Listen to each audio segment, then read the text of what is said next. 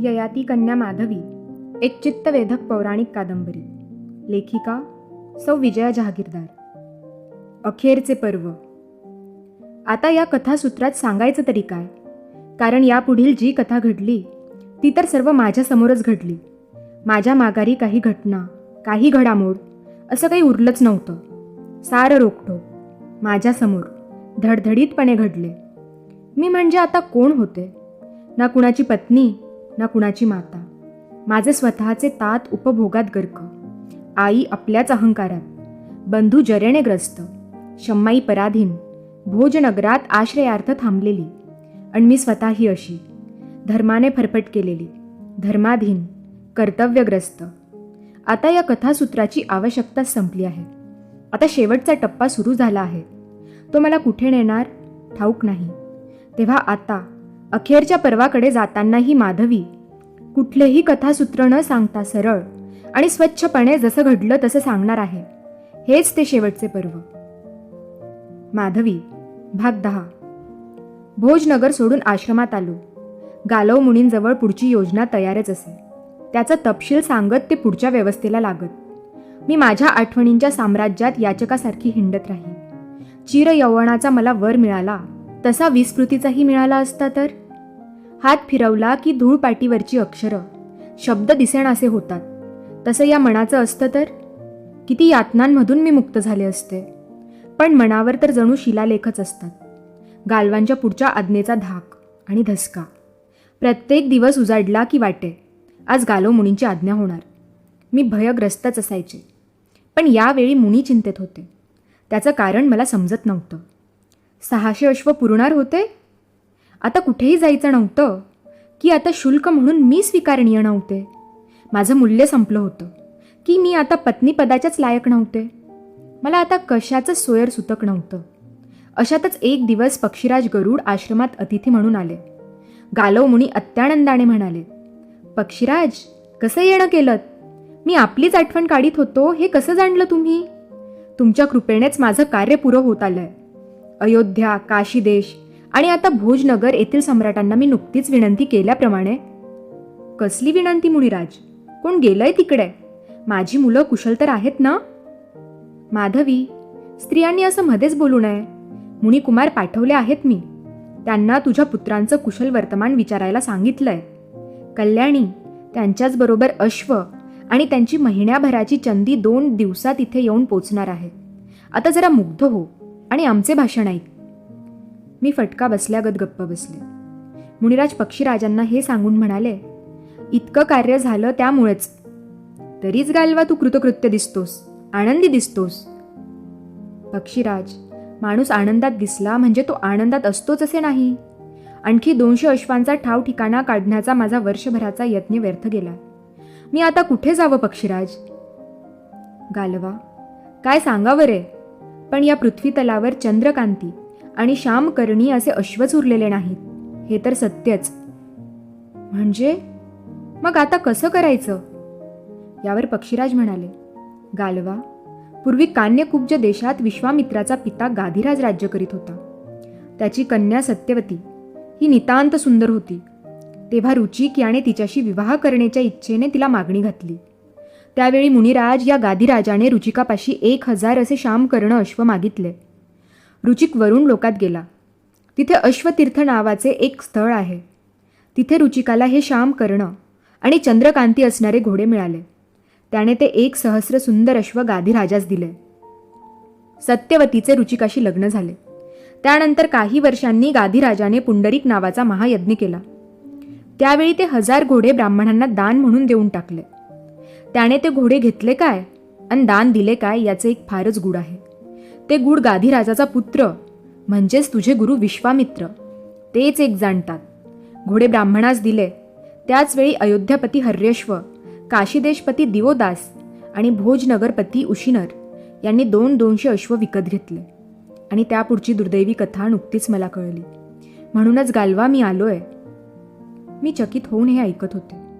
मुनींनी स्त्रीने मध्ये बोलू नये या नुकत्याच दिलेल्या फटक्याचीही मला विस्मृती झाली.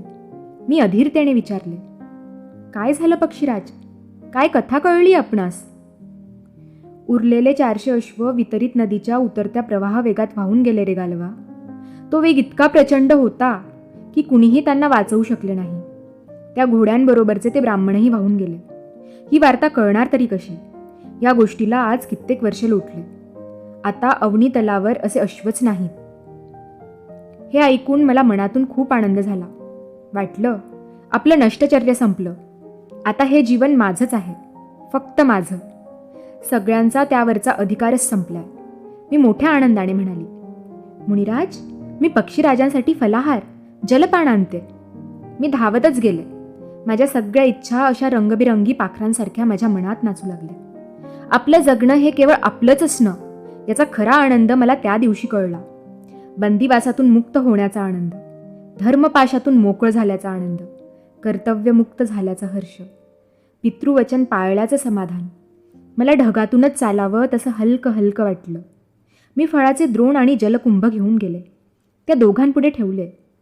तोच पक्षीराज गरुड म्हणाले, गालवा, या कार्यनाशातून तुझ्या गुरुदक्षिणेतून मुक्त होण्याचा एक मार्ग अजूनही आहे. त्या मार्गाचा तू विचार कर. काय पक्षीराज? मी तर गोंधळून गेलोय. 600 अश्व उद्यापर्यंत इथे येतील, पण पुढे काय? आणखी 200 अश्व नाहीत म्हणजे दक्षिणा अपुरीच. तेच सांगतो गालवा. त्या 200 अश्वांच्या बदल्यात ही सुकन्या, ही कल्याणी माधवी तू विश्वामित्रांना अर्पण कर.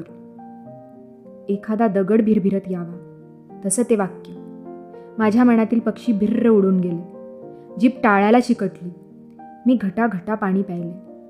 तोवर ही योजना पक्कीही झाली. मला जणू गृहीतच धरले. मी हे करायचेच होते, त्यांची गुरुदक्षिणा पूर्ण करण्यासाठी. 200 घोडे हे माझं मूल्य अगदी वज्रलेप झाले होते. मला संताप आवरणं कठीण जात होतं. मी म्हणाले, द्विजराज, माझी आणि विश्वामित्रांची एकदा भेट करवाच, असं मी तुम्हाला एकदा म्हटलं होतं. त्यांना खूप प्रश्न विचारायचे होते. माझ्या आयुष्याचं उत्तर मागायचं होतं. त्यांच्या चुका त्यांच्याच पदरात टाकायच्या होत्या. परंतु आता हे सगळं करणं म्हणजे माझ्या पत्नी धर्मास पुन्हा कलंक. खरोखरच मुनिराज, माझं नशीबच ऐरणीचं आहे. दुर्दैवाचे घाव झेलण्यासाठीच मला जन्म घ्यावा लागला असावा. या साऱ्यांचं पूर्वजन्मीचं ऋण होतं की काय माझ्यावर? मुली, तू उदास होऊ नकोस. माझं हे शेवटचं कार्य पूर्ण होताच मी तुला तुझ्या पित्याकडे सन्मानपूर्वक परत करीन. सन्मान? कुठला सन्मान मुनिराज? मी फार उदास झाले. कुटीराकडे निघून गेले. माझ्या मागोमाग मुनिराज आणि पक्षीराजही आले. माझी समजूत घालत पक्षीराजांना म्हणाले, गरुडा, मित्रा, 800 अश्वांच्या बदल्यात एखाद्या समर्थ राजाला माधवी द्यायची आणि त्यापुढेही त्या सम्राटाची भार्या म्हणून तिने लौकिक करायचा, इतकीच कल्पना होती. परंतु हे अश्व 3 ठिकाणी असतील आणि हे असे काही होईल याची कल्पनाच नव्हती. मित्रा, त्यावेळी तू सुद्धा हस्तिनापुरी होतास.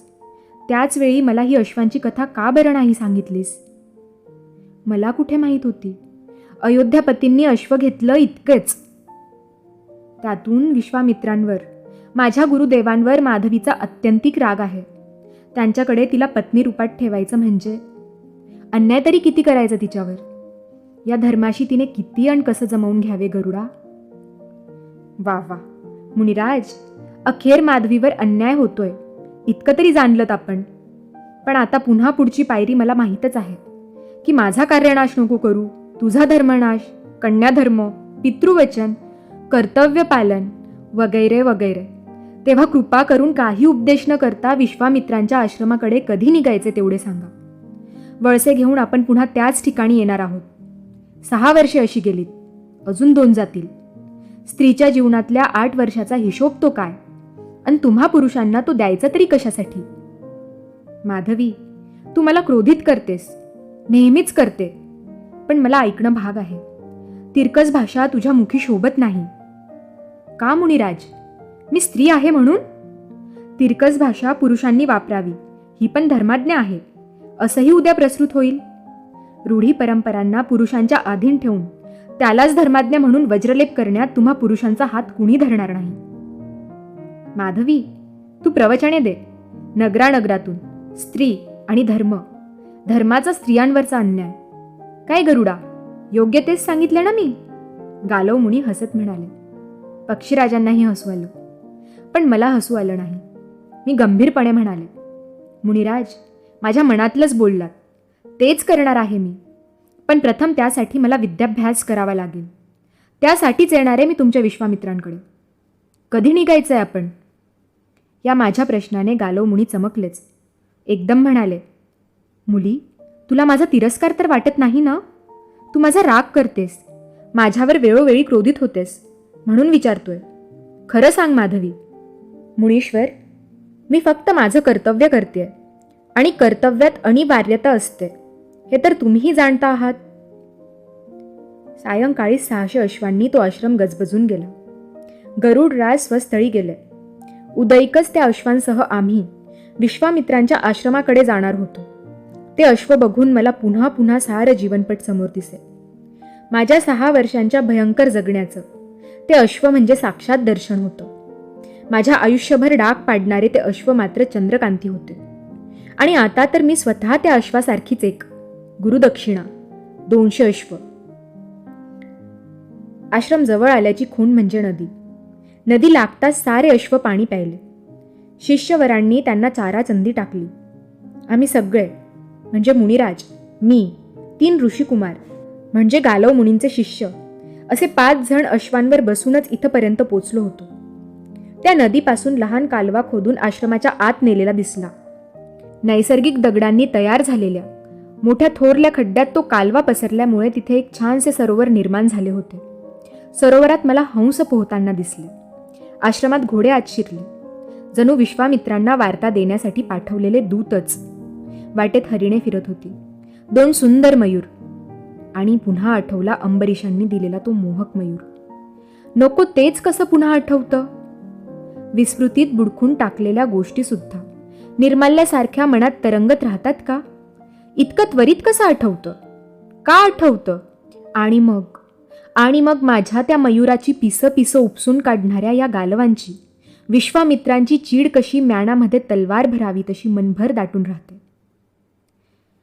आजूबाजूस फुलझाडे फुललेली होती. दाट छायांचे वृक्ष आश्रमभर जोपासलेले दिसले. काही झाडांच्या सभोवती पार बांधलेले होते. 20-22 लहान लहान कुटिरे होती. त्यापुढे स्वच्छ सारवलेल्या जमिनी. एकीकडे 15-20 गायी गोठ्यात बांधलेल्या होत्या. पलीकडे नदीच्या बाजूला शेतांचे तुकडे होते. त्यातून ज्वारी बाजरीची कणसे लगडलेली दिसली. आम्ही आणखी आत आलो आणि समोरून विश्वामित्र येताना दिसले. स्वच्छ धोतर आणि अंगावर उत्तरीय होतं. त्यांची दाढी छातीवर रुळत होती. भव्य कपाळावर झगमगते हिरे बसवावे तसे त्यांचे डोळे तेजस्वी होते. ते तेज अत्यंत दाहक वाटलं मला. ते विश्वामित्र आहेत हे कुणीही न सांगता मला समजलं होतं. त्यांची भीती वाटावी असंच प्रभावी व्यक्तिमत्व. त्यांच्या पुढे मनातले प्रश्नच काय, पण तोंड तरी उघडता येईल का याचाच मला प्रश्न पडला. पायात खडावा होत्या, गळ्यात रुद्राक्ष माळा, माथ्यावरचे केस उंच घेऊन बांधलेले, स्वच्छ वर्ण, नितळ कांती, तरीही भयभीत करणारं तेज. गालवांनी पदवंदन करताच त्यांनी गालव मुनींना आलिंगन दिलं. म्हणाले, कल्याणमस्तु गालवा. शिष्योत्तमा, तुझे कुशल आहे ना? किती संवत्सर गेले, कुठे होतास तू? गुरुवर्य, आपल्या आशीर्वादाने मी आपली गुरुदक्षिणा देण्यास पात्र ठरलोय. ही ययाती कन्या माधवी. मग मला गालव मुनी म्हणाले, पुत्री, हे गुरुवर्य विश्वामित्र यांना वंदन करून आशीर्वाद घ्यावा हे तुझ्यासारख्या सुज्ञ कन्येस मी सांगावे असे नव्हे. मनातून धुसफुसतच मी नमस्कार केला आणि मुनिराज म्हणाले, गुरुवर्य, या कल्याणी माधवीमुळेच मी हे अश्व संपादन करू शकलो. पण काय गालवा? आपणास 800 अश्व मी द्यावे असे आपण म्हटले, पण मी फक्त 600च. कारण गुरुदेव, या अवनीवर आता असे अश्वच नाही. वितरित नदीत वाहून गेले 400 अश्व. गालव मुनी घशातले आवंढे गिळत म्हणाले. घाबरून त्यांचा चेहरा लहानसा वाटत होता. म्हणजे गुरुदक्षिणा पूर्ण नाही. गालवांना आणखी घाबरवणारा प्रश्न विश्वामित्रांनी अगदी सहजपणे हसत हसत केला. त्यावर विश्वामित्रांच्या कोपिष्टपणाने पोळलेले गालव मुनी तत्क्षणी म्हणाले, गुरुदेव, पण त्या 200 अश्वांऐवजी ही कन्या, हिचा स्वीकार करावा. हिची कुशी चक्रवर्ती नरश्रेष्ठांना जन्म देणारी आहे. हिचा स्वीकार करा गुरुदेव, आणि आणि मला ऋणातून मुक्त करा. मला बाजारात उभी असल्याप्रमाणे वाटलं. विश्वामित्र माझं अंग प्रत्यंग निरखित होते. मी माझे उत्तरीय सावरण्याचा प्रयत्न करूनही त्यांची दृष्टी मला काय करावं सुचेना. मी पावलांकडे पाहत होते. नुकतीच पाण्याने स्वच्छ केलेली पावले रक्तवर्ण कमलांसारखी. तिकडेच मुनिवर्य बघत राहिले. मग आज्ञा केल्याप्रमाणे म्हणाले, माधवी, माझ्या समीप ये. मी गेले. माझ्या पावलांकडे पाहून झाल्यावर त्यांनी माझे हात हातात घेऊन निरखले. उलथे पालथे करत पाहिले. रेषा निरखल्या, बोटे पाहिली आणि गालवांना म्हणाले, गालवा, ही कन्या यापूर्वीच तू मला का नाही दिलीस? हिच्यापासून मला वंशवर्धक, कीर्तिवंत असे 4 पुत्र झाले असते. हे ऐकून मला फार संताप येत होता. विश्वामित्रांच्या त्या तेजस्वी व्यक्तिमत्वाच्या नियंत्रणामुळेच मी केवळ मुग्ध उभी राहिले. विश्वामित्र मग माझ्याकडे त्या तेजशलाका रोखत म्हणाले, माधवी, तुला हे मान्य आहे ना? मी फणफणून उभी होते. मी धीर करत विचारलं, काय मान्य आहे म्हणून विचारता आपण?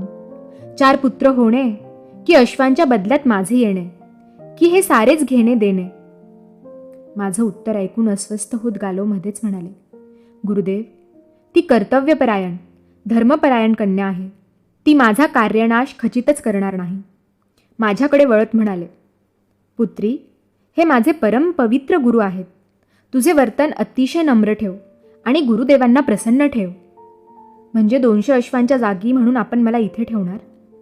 तेव्हा मी आणखी काय काय करायचे? गुरुदेवांना प्रसन्न ठेवायचे. आणखी काय? आणखी काय माधवी? तुझ्या ठिकाणी एक पुत्र झाला की त्या पुत्राला सोडून? कन्ये, मग तुझे धर्मकर्तव्यच संपेल. मी स्वतः तुला तुझ्या पित्याकडे पोचवीन. पण कृपा कर माझ्यावर. तू इथे राहिलीस की माझी गुरुदक्षिणा गुरूंना पोचली. तुझ्या पित्याचं वचन, तुझा व त्यांचा धर्म पूर्णत्वाने सफळ झाला. यावर मी मौन धारण करताच विश्वामित्र म्हणाले, कन्ये, तुझा होकार गृहीत धरायचा का? तुला काही बोलायचं आहे का? मला खूपच बोलायचं आहे, मी निश्वास टाकत म्हणाले. तोवर गालव मुनी आपल्या उपरण्याचा पदर अक्षरशः माझ्या पुढे पसरत म्हणाले, माधवी, ही शेवटची भिक्षा घाल मला. मी तुझे ऋण आजन्म विसरणार नाही. यावेळी मात्र मला गालवांची करुणा झाली. मी म्हणाले, मुनिवर्य, माझा होकार आहे, पण कृपया एक पुत्र झाला की मला या जीवनातून मुक्त करावे. यानंतर गोरसाचे पेले भरून आले. आम्ही भोजन केले. आश्रमात स्त्री कुणीच नव्हती. शिष्यवर्ग सारी कामे पद्धतशीरपणे करीत होता. विश्वामित्रांना 3 भार्या आहेत असं ऐकून होते. भोजन पश्चात विश्रांतीनंतर खुलासा करून घ्यायचा हे मी ठरवले होते. विषयाला तोंड फुटायचीच मी वाट पाहत होते. तेवढ्यात विश्वामित्र म्हणाले, कन्ये, हे आश्रमाचं जीवन, तू तर राजकन्या. यावर मी पटकन म्हणाले, आपणास 3 भार्या आहेत असं ऐकलंय. मी या आश्रमात स्वतंत्र कुटीरात राहीन. आपल्या भार्यांसोबत राहणं, जगणं मला शक्य होणार नाही गुरुदेव. मी अलिप्त आणि वेगळंच राहीन. हे काहीतरी अघटित असं बोलते आहेस तू कन्ये. हे ऐकून ठेव की जायते दर्शना देव मैत्री विशद चेत साम. मोकळ्या मनाची माणसे एकमेकांना भेटता क्षणीच त्यांची परस्पर मैत्री घडून येत असते. यावर मी क्षणभरच विचार केला आणि म्हणाले, गुरुदेव, तुमचं म्हणणं खरं आहे, परंतु परस्परांना इष्ट असलेला स्नेह त्रैलोक्यात दुर्लभ आहे. हे सुद्धा खरेच ना? म्हणून मी जे बोलले ते आपणास अघटित वाटले तरीही मला आलेल्या अत्यंत कडू अनुभवांचीच ती फळे आहे. गुरुदेव, माझं सारं जीवनच अनेक अघटितांनी भरलेलं आहे. त्याला मी तरी काय करू? म्हणजे काय ययाती कन्ये, जरा स्पष्ट बोलशील का? गुरुदेव म्हणाले, गुरुदेव, प्रत्यक्ष आपल्या पोटच्या तरुण मुलाचं यौवन घेऊन आपली जरा त्याच्या देहात संक्रांत करणारा आणि आपली तरुण निरागस नुकतीच जीवनाची स्वप्ने बघू लागलेली कोवळी कन्या कुण्या एका गालवाला दान म्हणून सुखनैव देऊन टाकणारा माझा पिता आहे. आपल्या प्रिय सखीला आपली जन्मदासी करणारी माझी माता आहे. त्याच दासीच्या प्रेमात पडून पित्याने तिच्याशी गांधर्व विवाह केला म्हणून पित्याशी सर्व नाजूक बंध तोडून टाकणारी माझी माता आहे. पित्याची जरा आपण स्वतः स्वीकारणारा माझा बंधू आहे. प्रत्यक्ष जावयाला जराग्रस्त करणारे, त्याला निर्घृण शाप देणारे, कोपिष्ट असे माझे मातामह आहेत. केवळ 200 अश्वांच्या बदल्यात 4 ठिकाणी 4 पती करणारी आणि दानात मिळालेल्या माझ्यासारख्या सालस, निरागस, अजाण अशा कन्येच्या अश्वांच्या मोबदल्यात 4 ठिकाणी विक्रय करणारे गालो आणि आपल्या निष्कांचन शिष्यापाशी अशक्य, असंभव अशी गुरुदक्षिणा मागणारे आपण. ही सारी अघटितेच नाही का? आणि ती सारीच्या सारी माझ्या आयुष्याशी जोडली गेली. ती कुठल्या आणि कोणत्या न्यायाने गुरुदेव? ठिणग्या फुटाव्या तसे ते शब्द माधवीच्या मुखातून फुटत होते. गुरुदेव चकित होऊन एखादी अग्निशलाका बघावी तसे माधवीकडे बघत होते. ते शांतपणे म्हणाले, कण्णे, तू म्हणते ते ठीकच आहे. आपण शांतपणे विचार करू. सध्या तरी माझ्या तिन्ही भार्या इथे नाहीत. तुझ्या दोन्ही मागण्या मी मान्य केल्या आहेत. मला आता शिष्याचा पाठ घ्यायचा आहे. तो घेऊन मी येतोच. तोवर तुला वाटलं तर सरोवराकडे जा.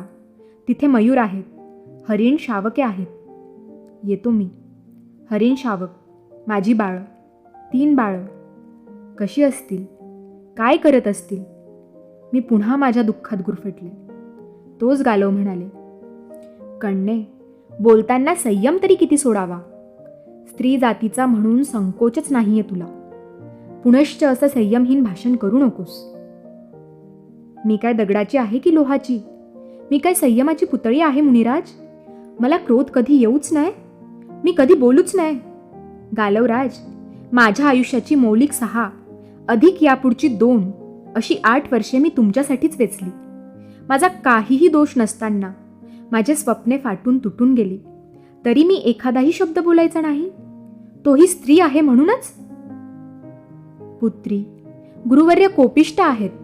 जपून बोल इतकंच सांगायचंय मला. उगाच शापाची धणी होऊ नकोस. तुझं माझ्यावरचं ऋण न फिटणारं असंच. मी गृहस्थाश्रम स्वीकारून सरस्वती नदीच्या काठी आश्रमाची स्थापना करणारे. पुत्री, त्या ठिकाणी तुझं सदैव स्वागतच होईल. तुझी इच्छा असेल तर तू तिथे कायम निवास करू शकशील. ते घर तुझंच असेल, हक्काचं. तुझ्या पित्याचं म्हण, किंवा तू आता माझी गुरुपत्नीच होणार आहेस. पित्याचं व पुत्राचं काहीही नातं लावलं तरीही चालेल, पण ज्या क्षणी यावंसं वाटेल त्या क्षणी माझ्या, तुझ्या, आपल्या घरी ये. मला हे ऐकून खूप बरं वाटलं. शांत शांत वाटलं. दुसऱ्या दिवशी उशक्काळीच गालव मुनी आणि त्यांचे शिष्य मार्गस्थ झाले.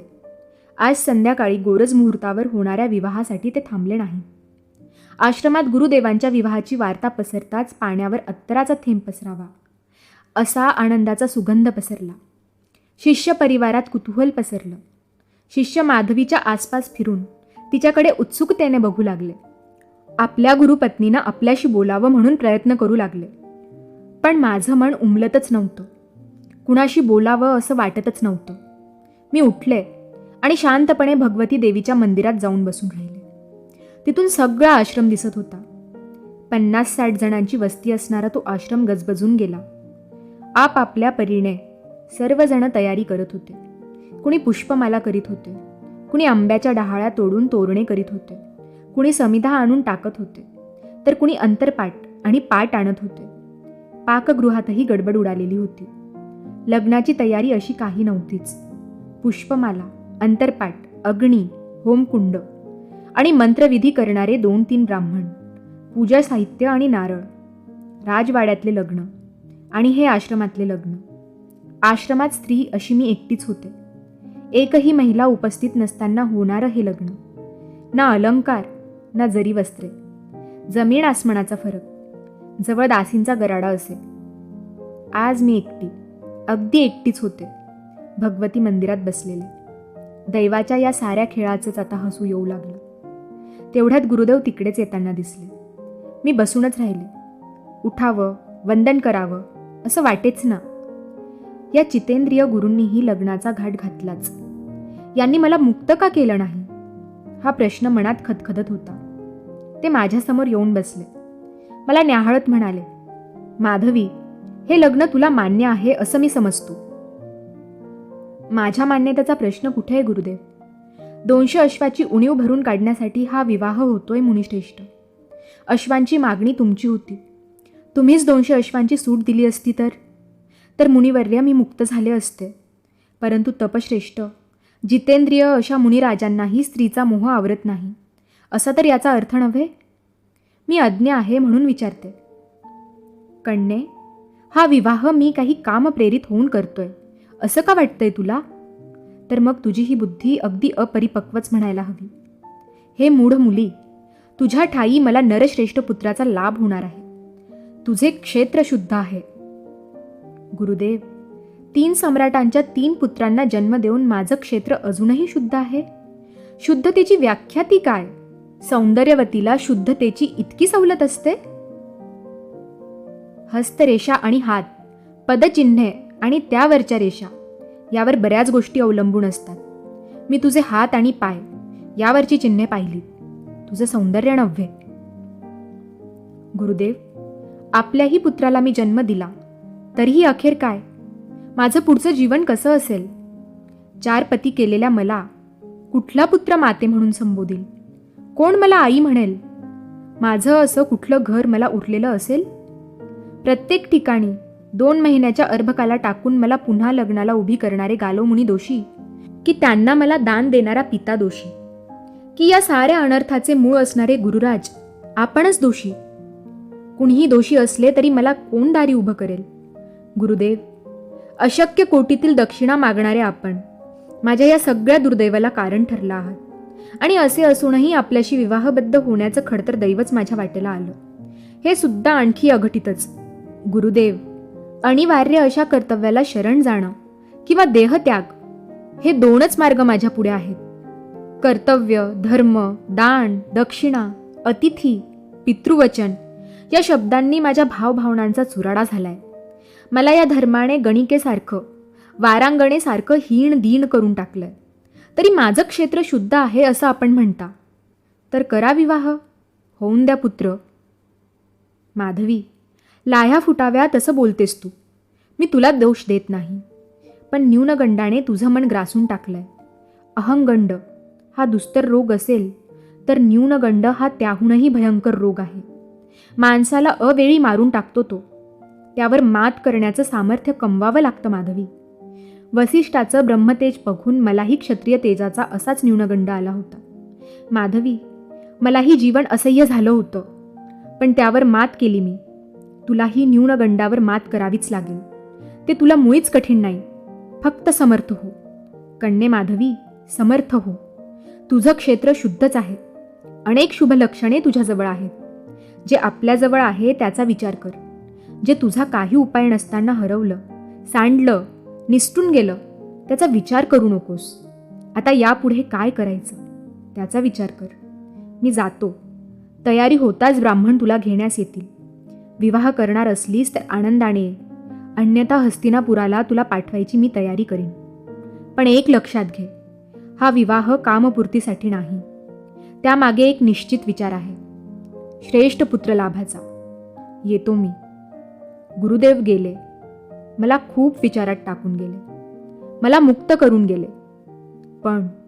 पण मी आता मुक्त होऊन करणार तरी काय होते? हस्तिनापूरला तरी काय होतं? त्यापेक्षा इथेच राहावं. विद्या संपादन करावी. जनहिताची कामं, प्रवचने, धर्मावर, धर्माने केलेल्या स्त्रीवरच्या अन्यायावर, गावोगावी, नगरानगरातून प्रवचने, त्यासाठी अभ्यास, अखंड ज्ञानसत्र. विचार पक्का झाला. इथेच राहायचं. गुरुदेवांकडून ज्ञानाची याचना करायची, ते मिळवायचं आणि त्याचा उपयोग या धर्माच्या, अन्याय्य रूढींच्या, परंपरांच्या मुळावर घाव घालण्यासाठी करायचा. माझ्या माता भगिनींचं जीवन म्हणजे काय? तर अन्याय्य रूढी परंपरेलाच धर्म असं गोंडस नाव देऊन त्या धर्मपाशांनी बद्ध केलेलं केवळ बंदिवान जीवन. असं दुर्दैवी जीवन ज्यांच्या नशिबी आलेलं आहे त्यांना धीर देण्याचं, शक्ती देण्याचं, धैर्य देण्याचं काम करायचं आहे मला. आणि त्यासाठीच आणखी एकदा, 3दा जे झालंय ते पुन्हा आणखी एकदा. मेलेलं झाड वनव्याला भीत नसतं, पण त्या वनव्यात जर हे मायावी धर्मरूप घेऊन आलेले धर्मपाश जाळता आले तर निदान हे जगणं सार्थकी तरी लागेल. ब्राह्मण मला नेण्यासाठी येताच मी त्यांच्या मागून चालू लागले. थेट बोहल्यावर जाऊन हातात वरमाळ घेऊन उभी राहिले. मुहूर्तास वेळ होता म्हणून पाटावर बसले. पाकगृहात चुली पेटलेल्या दिसत होत्या. शिष्यांनी गुंफून ठेवलेले गजरे त्यांनी किंचित हसत माझ्या पुढे ठेवले. ते सारे मी माझ्याच हाताने प्रथमच माझ्या केसात माळले. आधी शम्माई होती, मग दासी होत्या. आज आज कुणीच नव्हतं. ना थट्टा, ना रोषणाई, ना जरी वस्त्रे, ना सुवर्ण अलंकार, ना सजावट, ना मेहंदी, ना आळता, ना चंदन, फक्त फुलांचे अलंकार. हा अनुभव सर्वस्वी नवीन होता. गुरुदेव तिथेच बसून 4 जणांना सुक्ते शिकवत होते. गायी रानातून परत आल्या आणि त्यांच्या खुरांचे रजक कण आश्रमात गुलालासारखे उधळले. आणि त्याच वेळी त्या प्रौढ ब्राह्मणांनी बंधू होऊन लाज होमात लाह्या टाकल्या. तर एक ब्राह्मण पिता झाले आणि माझं कन्यादान केलं. आणि त्यानंतर ते दोघेही पाकगृहात जाऊन पाकसिद्धी पूर्ण करायला लागले. भात, भाजी, पोळ्या आणि विवाहप्रित्यर्थ शिरा होता. शिष्यांचा एक गट पत्रावळी मांडत होता, एक गट वाढत होता, एक गट पाणी देत होता. कुठेही गडबड नव्हती, गोंधळ नव्हता. पहिली लहान शिष्यांची पंगत जेवायलाही बसली. विश्वामित्रांच्या उपरणाला माझ्या पदराची गाठ बांधणारे ब्राह्मण आता पाकगृहात पोळ्या करत होते. तसेच आम्ही दोघे भगवतीच्या देवळात नमस्काराला गेलो. देवीला वंदन करून दोघेही तिथेच बसलो. मला काय बोलावं हे सुचतच नव्हतं, की काय करावं हे उमजत नव्हतं. गुरुदेवांनीच ती उत्तरीयाची गाठ आपल्या हातांनी सोडली. ते म्हणाले, माधवी, आज अनंत विचारांच्या कल्लोळांनी, काल परवा कराव्या लागलेल्या प्रवासाने तू थकून गेली असशील ना. तुझ्या कुटीरासन्निधच माझं कुटीर आहे. भोजन तर तू तुझ्या कुटीरात विश्राम करायला जा. काही लागलं तर 2 शिष्य तुझ्या सन्निध राहतील. म्हणजे आपण माझ्या सन्निध राहणार नाही? मी चकित होऊन विचारलं. भीती वाटते का तुला एकटीला? आजवर दासींनी वेढलेली होतीस ना. पण होईल तुला सवय, जरा हळूहळू होईल. हे जीवन तुझ्या अंगवळणी पडेपर्यंत मी तुझ्या कुटीरात झोपेन. गुरुदेवांचं बोलणं मी थक्क होऊनच ऐकत होते. हे सगळं मला अगदी नवीन होतं. सहजच तोंडातून शब्द निघून गेले. आणि गुरुदेव नंतर? यावर ते मनमोकळं हसत म्हणाले, नंतर नंतर काय करू ते तूच सांगायचं. अटी सगळ्या तुझ्या आहेत, माझ्या नाहीत. आणि मी त्या मान्य केल्या आहेत. मी लज्जित झाले. पहिल्या रात्रीचं राजवाड्यातलं चित्र, राजवाड्यांमधला अनुभव आणि हा अनुभव, खरंच किती वेगळं होतं हे जग. हा आश्रम, हे वातावरण, हे शिष्य, आणखी सगळंच. कुटीरात गुरुदेवांची शय्या आणि माझी शय्या पृथक होती. माझी या भिंतीशी तर त्यांची त्या भिंतीशी. शय्या म्हणजे तरी काय, कांबळ्यावर पांढरी स्वच्छ चादर होती आणि उशी, गिरदी वगैरे काही नव्हतं. अंगावर पांघरायला उबदार घोंगडी होती. उशीशिवायच झोपायची तिथे पद्धत होती. गुरुदेव तसे झोपूनही गेले. ते आपल्यावर क्रुद्ध तर झाले नसतील? आपण त्यांना लागेल असं काल खूप बोललेलो. मनात साठवलेलं अगदी सगळं असं या पद्धतीने बोलायलाच हवं होतं का? जितेंद्रियांना सुद्धा स्त्रीचा मोह सोडवत नाही इथपर्यंत बोललो आपण. गालवमुनी म्हणाले होते की गुरुदेव कोपिष्ट आहेत, त्यांचा राग ओढावून घेऊ नकोस.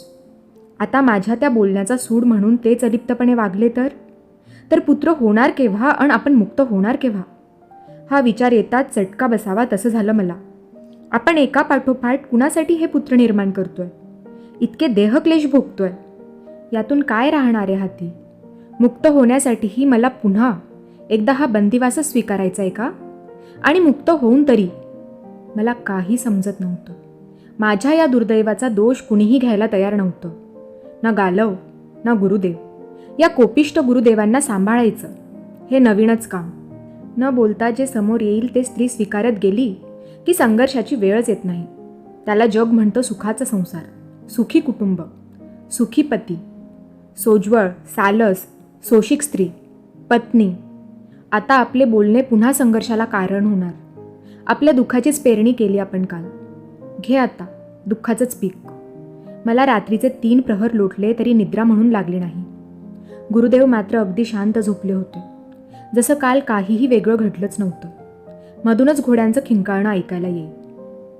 सकाळी जाग आली तेव्हा गुरुदेव शय्येवर नव्हते. कुटीरात उन्हाची किरणे कसली, चांगलेच उन्हाचे पदर पसरले होते. लख्ख ऊन. माझ्या हालचालींबरोबर हजर होणाऱ्या दासी तिथे कुठे होत्या? हात जोडून पृच्छा करणाऱ्या, मुखप्रक्षालनासाठी उष्ण पाणी आणून देणाऱ्या, मसाल्याचं गरम दूध आणून देऊन माझ्या स्नानाची तयारी करणाऱ्या. कुणीसुद्धा नव्हतं. मी उठून कुटीराबाहेर आले. बाहेर औदुंबराच्या पारावर सर्व शिष्यवर्ग वेदपठण करीत होता. गुरुदेव त्यांना शिकवत होते. गायींच्या धारा काढून दूध चुलणावर तापले होते. आता मंद विस्तवावर दुधाची साय चांगली जमली होती. बाजूलाच ताजी फळे काढलेली दिसली. एक मोठा भोपळा चिरून ठेवलेला दिसला. तुरीच्या ओल्या शेंगा नुकत्याच कुणी आणून ठेवलेल्या दिसत होत्या. काल रात्रीची स्वयंपाकाची भांडी घासून पालथी टाकलेली दिसली. प्रत्येक कुटीरापुढे शेण सडा टाकून रांगोळीच्या 2-2 रेषा ओढलेल्या दिसल्या. तुळशी वृंदावनातील नक्षत्रवनात अजूनही बात तेवत होती. झाडांना पाणी टाकून झाले होते. फुलांची परडी ती सुद्धा भरलेली होती. मी मागच्या परसात गेले. तिथे शिष्यांनी आपली वस्त्रे धुवून वाळत टाकली होती. गुरुदेवांचीही वस्त्रे वाळत होती. आश्रमात एक विवाह समारंभ झाला म्हणून कुणाच्याही दिनचर्येत काडीचाही फरक पडलेला नव्हता. सर्वांची स्नाने होऊन वस्त्रे वाळत पडली होती. वेदपठणाचा वर्ग सुरू झाला. आपण झोपलो तरी किती वेळ? मी विलक्षण संकोचून गेली. लज्जित झाली. तेवढ्यात 10-12 वर्षांचे 2 शिष्य तिथे आले. मला वंदन करीत म्हणाले, वंदन माते, गुरुदेवांनी आम्हाला मुद्दामच पाठवलंय. चला, इथून जवळच उष्ण पाण्याचा झरा आहे, तिथे जायचंय आपल्याला. पण आपली वस्त्रे घ्या, तिथेच स्नान करायचं. आम्ही सगळे असंच करतो माते. मला जाणवलं, आता आपण राजकन्या नाही, राणी नाही, आता आपण गुरुपत्नी आहोत, या शिष्यांची माता आहोत. मी त्या दोघांना प्रेमाने कुरवाळलं. ते घाबरून म्हणाले, माते, आपलं स्नान झालेलं नाही, तशाच शिवलात आम्हाला. आता पुन्हा स्नान करावं लागेल. गुरुदेव म्हणतात, विद्या ग्रहण करताना शारीरिक शुचितेला फार महत्त्व आहे. मी ऐकतच राहिले. मला हे आश्रमातले आचार कळणार तरी कसे? मी संकोचून म्हणाले, बाळांनो, मला हे माहीत नव्हतं बरं का. चुकलंच माझं, क्षमा कर बरं का मला. यावर पुन्हा ते घाबरून म्हणाले, माते, आपण थोर आहात, आमच्याजवळ क्षमा मागून आम्हाच संकोचित करू नका माते. कुठे या शिष्यांचं मृदू बोलणं आणि कुठे आपली ती कालची भाषा. एक मन म्हणत होतं, काही चुकलं नाही तुझं, हे सारं तुझ्या वाटेला आलं. कारण एकच कारण, विश्वामित्र. पण तरी मन टवटवलं नाहीच. यावर ते शिष्य किती प्रकारची माहिती देत राहिले. मी स्नान करून आले तेव्हा त्यांनी माझ्या पुढे फुलांचे गजरे ठेवले आणि ते दोघे मात्र स्नान करून पुन्हा तीच ओली वस्त्रे घालून उभे होते. मी उष्ण जलाच्या कुंडाकडे गेले म्हणून त्या दोघांनी स्नानही बाजूलाच असणाऱ्या थंड पाण्याने केले होते. ती थंडी जावी म्हणून मग ते उन्हात जाऊन उभे होते. आम्ही गुरुदेवांच्या दृष्टीपथात येताच त्यांनी आम्हाला पाराकडेच हाक मारली. मी जाताच सर्व शिष्यांनी उभे राहून मला वंदन केलं. गुरुदेव म्हणाले, माधवी, तू आता या माझ्या पुत्रांची माता आहेस, यांची ओळख करून देतो. मग त्या सगळ्या चिमुरड्या मुलांनी आपापली नावे, कुळ, देश, राज्य आणि माता पिता यांची नावे सांगितली. त्यात एक मद्र देशाचा कुमार होता, अंबरीशांचा पुतण्या, बंधुपुत्र. ऋणानुबंधाच्या गाठींनी मला कुठे कुठे फिरवलं होतं. मला खूप प्रौढ झाल्यासारखं वाटलं. शिरावर मोठा भार आला. मी अगदी बावचळून गेले. माझी वस्त्रे मी स्नान झाल्यावर तिथूनच धुवून आणली होती. ती माझ्या हातातच होती. त्यातून टप टप पाणी टपकत होतं. मी ती वाळत टाकली. अध्ययनाचा पहिला वर्ग आता संपला. 5-5 मुलांचे गट आता कामाला लागले. 2 गट पाकगृहाकडे गेले. 2 समिधा लाकडं आणायला गेले. 1 गट कुटीरे आणि आश्रम झाडू लागला. इतर जण उरलेली कामे म्हणजे गायींना चारा, अश्वांना चंदी टाकायला गेली. 1.5 प्रहरात आपापली कामे आवरून दुसरा वर्ग सुरू होणार होता. काल माझे बंधू आणि पिता झालेले ब्राह्मण आले. 1 जण मुलांना स्तोत्रे शिकवणारे होते आणि दुसरे भगवतीची पूजा करणारे. त्यांचं कुटीर नदीकाठीच होतं. ते कालवा आणि सरोवराची व्यवस्था बघत, पाकगृहात मदत करीत, सगळं कसं आखून दिलेल्या शिस्तीत. कुठेही गडबड नव्हती, गोंधळ नव्हता. मला माझी निष्क्रियता टोचू लागली. आपल्याला यापैकी काय करता येईल? कुठल्या कामाची धुरा आपण वाहू शकणार? माझा अभिमान गळून पडला. चेहरा उतरून गेला. टवटवी फिकी झाली. यापैकी मला काही जमेल असं वाटत नव्हतं. मी गुरुदेवांना म्हणाले, गुरुदेव, क्षमा करा, मला सकाळी जाग आलीच नाही. मी फार उशिरा उठले. आपण क्रोधित तर झाला नाहीत ना? मी आपणास कसं संबोधित करू हे मला समजत नाही. मला मार्गदर्शन करावे. माधवी, तू राजकन्या आहेस. प्रासादात राणी म्हणून वावरलेली आहेस. शारीरिक कष्ट तुला माहीतच नाही हे मी जाणतो, पण तुला याची सवय करावी लागेल. इथे स्वावलंबन हेच मूळ तत्व आहे. माधवी, माझे प्रत्येक काम मी स्वतःच करतो. माझी वस्त्रे सुद्धा मीच धुतो. तू आलीस म्हणून यात काहीही फरक होणार नाही. फक्त तुझी कामे मात्र तुला स्वतःलाच करावी लागतील. मी करेन, निश्चितपणे करेन. या शिष्यांप्रमाणे सर्व करेन. पण मलाही या वर्गाला बसू द्यावं. मलाही शिष्य करून घ्यावं. एवढेच माझे मागणे आहे. मी आपणास गुरुदेव म्हणूनच संबोधीन. चालेल ना? तू गुरुदेव म्हटलंस तरी शूद्रा आणि स्त्रियांना वेद शिकवू नये अशी धर्माज्ञा आहे माधवी. गुरुदेव, या आज्ञेचा पुनर्विचार होऊ नाही का शकणार? अशी आज्ञा का आणि कुणी केली? हा अन्याय का? स्त्रियांनी काय केलंय? शूद्रांनी काय केलंय? गुरुदेव, जन्म तर आपल्या हाती नाही हे खरंच ना? ज्यांना विद्येची लालसा आहे, जिज्ञासा आहे, ग्रहण करण्याची शक्ती आहे, इच्छा आहे, त्यांना ज्ञानदान देणं, त्यांची जिज्ञासा पुरी करणं हे आपलं कर्तव्य नव्हे का गुरुदेव? तेवढ्यात 2 शिष्य गोरसाचे 2 पेले भरून घेऊन आले. मला खूप बरं वाटलं. त्या मुलांना पोटाशी घ्यावंसं वाटलं. मी म्हणाले, पुत्रांनो, माझीही सेवा करता होय? चला आता, आज मी रांधणार आहे आणि तुम्हाला पोटभर खाऊ घालणार आहे माझ्या हाताने. हे ऐकताच मुलं आनंदाने चित्कार करत पळून गेली. मी बोलून तर गेले, पण मला त्या पाकगृहाचा वारा कधी फारसा लागलाच नव्हता. आता कसं जमणार? कसं शिकणार सगळं? पण मातेचं कर्तव्यही मला साथ घालत होतं. हळूहळू हे जीवन माझ्या अंगवळणी पडू लागलं. 3 महिने झाले होते या आश्रमात येऊन. मी ब्राह्मणांच्या, शिष्यांच्या मदतीने रांधायला शिकले. पंच उशककालीच मी उठायचे. सडा संमार्जन, रंगावल्या, आनिके, पाकगृहातील तयारी हे सगळं करून मी वर्गालाही बसू लागले. शिष्यांचे गटच्या गट माझ्या मदतीस असत. दिवस कुठे उजाडत होता आणि कुठे मावळत होता. विचार करत बसायलाही आता वेळ नव्हता. काम संपले की स्तोत्रे, सुक्ते, वेदपाठ. रात्रीचे दिवे लागत तेव्हा दिवस संपल्याची जाणीव होई. माझे आणि गुरुदेवांचे नाते अजूनपर्यंत गुरु शिष्यांचेच होते. 4 अक्षदा पडल्या तेवढाच विवाह म्हणायचा. फक्त त्या अक्षदांनीच आमचं पती पत्नीचं नातं सांगितलं जातं. मला आश्चर्य वाटे, ज्यांना पहिल्याच भेटीत मी वाकताडण केले ते गुरुदेव अत्यंत संयमी आणि तेजस्वी आहेत हे माझ्या लक्षात आलं. एकदा सुद्धा त्यांनी सहेतुक स्पर्शही केला नव्हता. गेले 3 महिने आम्ही एकाच कुटीरात पृथक शय्येवर निजत होतो. आमच्या कुटीराची दारे सुद्धा बंद होत नसत. मला वाटायचं आपण बोललो म्हणून हे असं वागतात, किंवा या धर्मपाशात बांधून त्यांना मला जन्मबंदीच करायचंय. पण आता न बोलता मी नुसतं निरीक्षण करणार होते. विद्याभ्यासात माझं मन चांगलंच रंगलं होतं. मलाही ती प्रसूती म्हणजे विद्याभ्यासातील अडचण वाटू लागली. पण रुखरुख वाटायची ती एवढ्यासाठीच की गुरुदेव आपल्या बोलण्याने विद्ध झाले आहेत की काय, आपल्या शब्दशरांनी घायाळ झालेत की काय, तेवढी खात्री करून घ्यायची होती. मी तशा संधीची वाट बघत होते आणि त्या रात्री मला तशी संधी मिळाली. मी त्यांच्यासाठी जलकुंभ आणून ठेवताच ते म्हणाले, माधवी, तू कशाला कष्ट घेतलेस? अश्वाकडे मला एकदा जायचंच असतं. निद्राधीन होण्याच्या अगोदर त्यांचं पाणी, चंदी मी बघून येत असतो. येताना मी कुंभ आणला असता. त्यावेळी मी धीर करून म्हणाले, गुरुदेव, माझी सेवा घ्यायचीच नाही असं तर काही नाही ना? तुम्ही रागवलात का माझ्यावर? मी काही अधिक उणं बोलले? तुझा राग आहे ना माझ्यावर? मी तुझ्या दुःखाचं कारण झालोय ना? तू हे सांगितलं आहेस मला एकदा. गंभीर आवाजात ते म्हणाले. त्या आवाजाचं माझ्यावर दडपण आलं.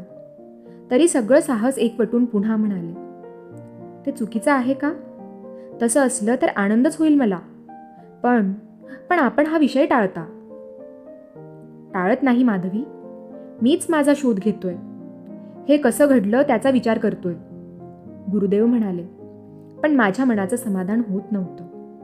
हे स्पष्ट का मान्य करीत नाही? यात इतका विचार करण्यासारखं काय आहे?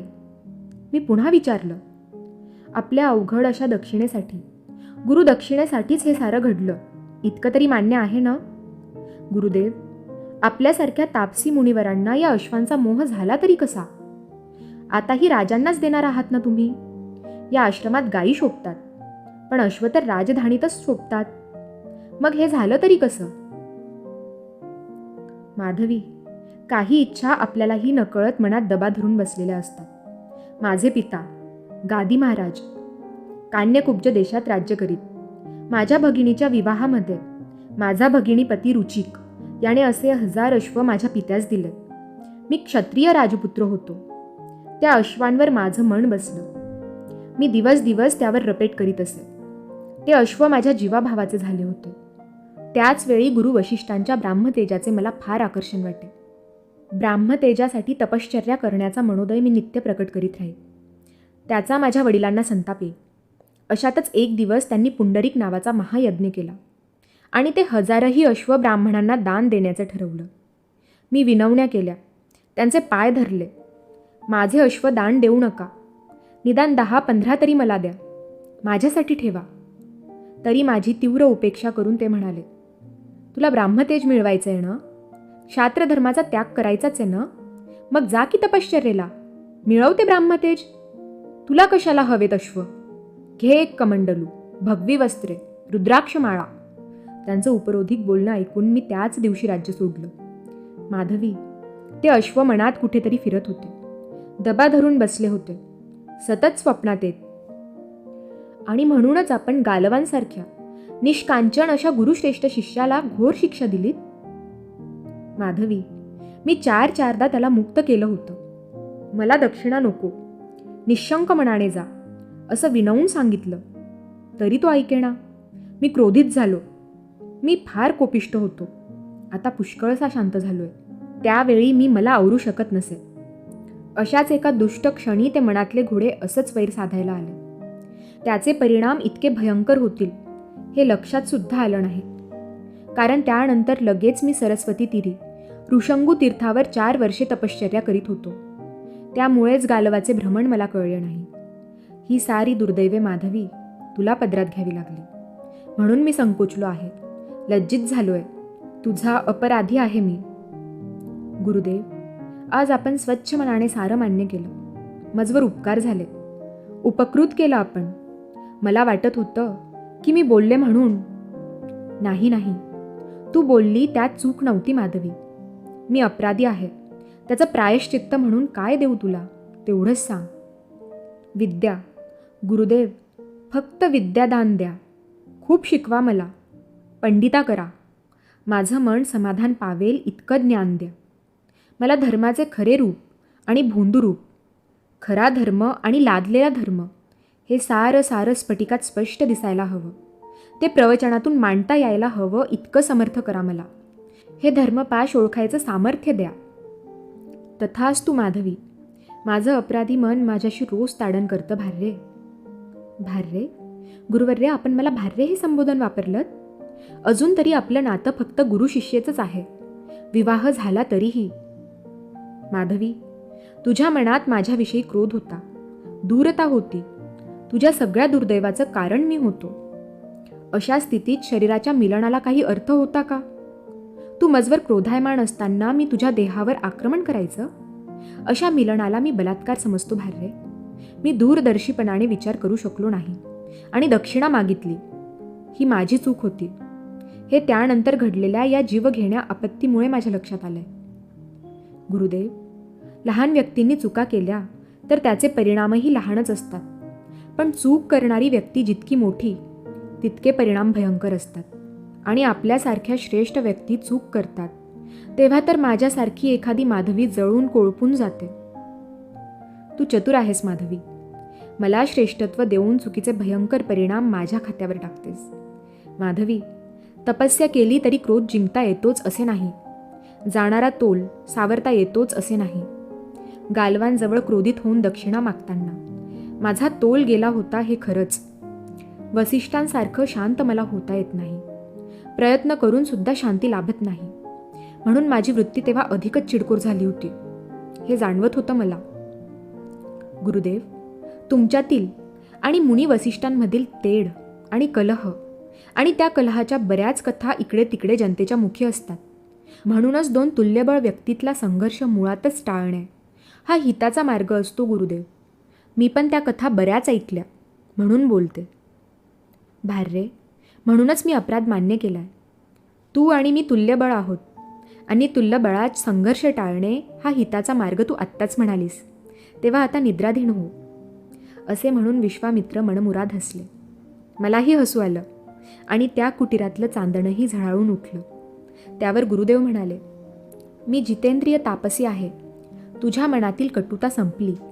तुला माझ्याविषयी प्रेमभावना उत्पन्न झाल्याचं माझ्या लक्षात आल्यानंतर आता तू ऋतुमती होशील तेव्हा गर्भसंभव होणाऱ्या 15व्या व 16व्या दिवशी फक्त एकदाच मी तुझं समीप येईल आणि याच शुभ वेळी इष्ट आणि शुभ ते घडेल. माधवी, विवाह हा पुनरुत्पत्तीसाठी असतो, भोगविलासासाठी नव्हे. सहजीवन, मनोमिलन आणि एकमेकांचा सन्मान हे विवाहाचं फलित असायला हवं. तर मग गुरुदेव, माझ्या 3ही सवती आपण दूर का ठेवल्या? त्यांना सहजीवनाची ओढ नसेल? माझं मन स्वच्छ होण्यासाठी, तिथे आपल्याबद्दल प्रेमादर उमलून येण्यासाठी काही प्रश्न अटळ आहेत. भार्ये, तू मन मोकळेपणाने विचार. थोरली पत्नी रेणू ही कोसल देशाच्या आश्रमाची व्यवस्था बघते. मधली शिलावती ही आपल्या भावाच्या लग्नाप्रित्यर्थ आपल्या पित्याच्या घरी गेली असून काही मास ती तिथेच वास्तव्य करणार आहे. धाकटी संस्कृती ही भार्या माझ्या माता पित्यांच्या सेवेसाठी राहिली आहे. माधवी, मला पुत्र कन्यासुद्धा आहेत, परंतु त्यात पुरुष श्रेष्ठ होण्याच्या योग्यतेचा कुणी नाही. माझ्या 3ही भार्या धर्मनिष्ठ आहेत, त्यांच्यावर माझी प्रीती आहे, पण त्या विद्यावंत चतुर नाही. माधवी, विद्येची आवड मुळातच असावी लागते. क्षमस्व गुरुदेव, परंतु स्त्रियांना वेद शिक्षण तुमच्या धर्मानेच नाकारलं. वेदाभ्यास म्हणजे स्त्रियांसाठी पाप. हा पापाचा बागुलबुवा सदैव स्त्रियांभोवती फिरता ठेवला तर धर्मभिरू स्त्री शिक्षणाचं नाव तरी कशाला घेईल? आपण का नाही शिकवलं? आवड निर्माणही करावी लागते कधीकधी. विद्यार्जनाचा मार्ग काय सुलभ असतो? त्यासाठी तर आग्रहही धरावा लागतो. जीवन कलहात मला हे सुचलंही नाही आणि आता ते शक्यही नाही. का शक्य नाही गुरुदेव? विद्या ग्रहण करायला वय आडवं येत नाही. पण तुझी अट आडवी येते ना. तू त्यांच्यासोबत राहणार नाहीस ना? गुरुदेव, मी 3 प्रासादात राहिले, अगणित अनुभव घेतले, स्त्रियांचा स्त्रियांवरचा अन्याय पाहिला, राग लोभ सोसले. मत्सराच्या आगीनं मला भाजून टाकणाऱ्या सुयशा देवी मला तिथेच भेटल्या. माझ्या विसर्जनाचा उत्सव साजरा करणाऱ्याही स्त्रियाच होत्या. संतापाचा ताप भोगला, संशयाने छळून पिळून घेतलं. अपमान, निंदा, कुत्सित बोलणी, दूषणे सगळं ऐकलं. पण या आश्रमातलं जीवन एकदम भिन्न आहे गुरुदेव. इथे ना सत्तेची लालसा, ना त्यासाठी संघर्ष. मी माझी अट काढून घेतली आहे गुरुदेव. तुम्ही माझ्या बहिणींना बोलवा, माझ्याबरोबरच त्यांनाही विद्यादान द्या. गुरुदेवांनी कृतज्ञतेने माझ्याकडे पाहिलं. ते शांतपणे म्हणाले, कल्याणी, सत्संकल्पनांशी कृतीचा संयोग म्हणजे संपूर्ण कल्याण. कल्याणमस्तु माधवी. तू झोप आता. मी शय्येवर पडले. गतजीवनाचा पट डोळ्यापुढे सरकून पाहत होता. हस्तिनापुरापासून या आश्रमापर्यंतची वाट मनापुढे धावत होती. आश्रमातलं हे शांत स्वच्छ जीवन मला मनापासून आवडू लागलं. प्रासादातलं हीन राजकारण, माणसातला राग, मत्सर, द्वेष यापासून आश्रम योजने दूर होता. मातेची भूमिका मला मनोभावे आवडू लागली. ती लढीवाळ मुले माते माते अशी मनोरम कलकल करत भोवती जमली की मला स्वर्ग हाती आल्यासारखं वाटे. मन आनंदाने मोहरून जाई. ती स्वावलंबी आणि कष्टाळू मुलं मला हर प्रकारे मदत करीत. मातेचा प्रत्येक शब्द झेलण्यासाठी आतुर असलेले ते शिष्य मला जणू राज्यपदच बक्षीस करीत असत. शारीरिक कष्टाची अजिबात सवय नव्हती मला, पण इथे कष्ट करूनही मी अपार समाधान पावत होते. कारण इथला व्यवहार स्वार्थी नव्हता, केवळ स्वतःसाठीच नव्हता. गुरुदेवांशी वार्तालाप करताना कितीतरी भाग्यक्षण मला सापडत होते. असेही 4 महिने गेले. मला आता कशाचीच घाई नव्हती. या आश्रमातून मला मुक्ती नकोच होती. विद्याभ्यासात मी इतकी रमले होते की केव्हा दिवस उजाडतो असे मला होई. लग्नाला 8 मास उलटून गेले तरी त्या जितेंद्रियांनी अजून पतीचा हक्क उपभोगला नव्हता. हे सगळंच मला नवीन होतं, धक्का देणारं, आश्चर्यकारक असं होतं. विषयभोगासाठी जीव टाकणारी माणसे मी पाहिली, प्रत्यक्ष माझे पिता. ती आठवणसुद्धा या आश्रमात मला नकोशी वाटते. प्रासादात दागदागिने, जरीची वस्त्र प्रावरणे यात मी मढलेले होते. पण इथे 4 सुती अंशुकात मला अपूर्व समाधान मिळालं होतं. फुलांचा एखादा गजरा मी क्वचितच घाली. गळ्यात केवळ काळ्या मण्यांची माळ, कंकण आणि जोडवी. मी तृप्त होते. सगळी हाव, लालसा, अपेक्षा सगळ्या संपल्या होत्या. उरलं होतं ते स्वच्छ, स्वार्थहीन, प्रेममय, अभ्यासू असं निरामय जीवन, आनंदमय, तेजोमय जीवन. आता माझी वाट निश्चितपणे प्रगतीची होती. मला माझं ध्येय सापडलं होतं आणि ते सतत अभ्यासाशिवाय फलद्रूप होणार नव्हतं. गुरुदेवांच्या बोलण्यातून मला रोज काहीतरी नवा विचार सापडत असे. ते नेहमी म्हणत, माधवी, आसक्ती हा स्वार्थाचाच विस्तार आहे. तुला दुःखद प्राक्तनानुसार, प्रारब्धानुसार का होईना, पण राजप्रासाद लाभले, राजवैभव लाभले. तशी तू राजकन्याच होती. परंतु या वैभवाचा सहजपणे त्याग करून तू हे खडतर असे आश्रम जीवन स्वीकारलेस. वैभवाचा सहजपणे त्याग करता येणं हे कर्तृत्वाचं लक्षण आहे. आसक्ती आणि वैभवाचा क्षणात त्याग करणारी तू स्वतःला सामान्य समजू नकोस. या असल्या विचारांनी, चर्चेंनी मी प्रफुल्लित होत असे. लहान मोठे प्रसंग आश्रमात सतत घडत. सेवेला तिथे भरपूर वाव होता. मी आनंदाने हे सेवाव्रत घेतले होते. गुरुसेवा आणि शिष्यसेवाही. हस्तिनापूर, अयोध्या, काशीदेश इथल्या प्रासादातील अंतर्गत बुजबुजाटाने त्रस्त झालेलं माझं मन इथे शांत शांत होत चाललेलं. अनेक दाहक अपमानांनी भरलेलं मन विद्याभ्यासात रमून गेलं. गुरुदेव म्हणजे ज्ञान आणि संयमाचं मूर्त रूप. गुरुदेवांची भेट त्या प्राक्तनानेच करून दिली. केवळ म्हणूनच त्या प्राक्तनाचे पहिले सर्व अपराध मी क्षम्य समजू लागले. गुरुदेवांविषयी खदखदणाऱ्या रागाचे आता प्रेमात, आदरात रूपांतर झाले. मी मनोमन त्यांच्या ज्ञानाची, तेजाची, संयमाची, कर्तृत्वाची पूजा करू लागले. मन गुरुमय झाले. इतर कुठल्याही स्मृती येत नव्हत्या. जणू हा आश्रम इतकंच माझं जग झालं.